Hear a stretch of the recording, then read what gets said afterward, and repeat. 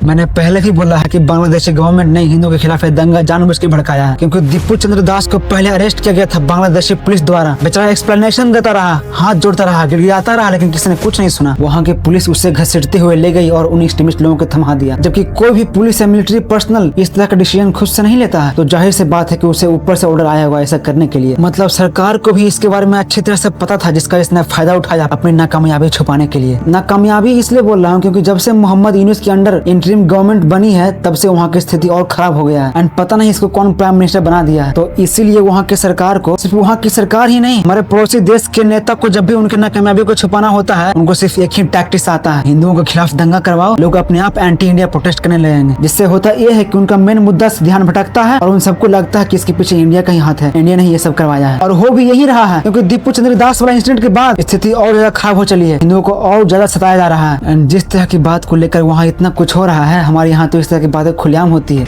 अभी बांग्लादेश से भी एक खबर आ रही है, हमारे नबी की शान में गुस्ताखी की थी तो उस युवक को जला दिया, हिंदू था। नबी की शान में गुस्ताखी करने की सजा क्या सिर्फ मौत होती है?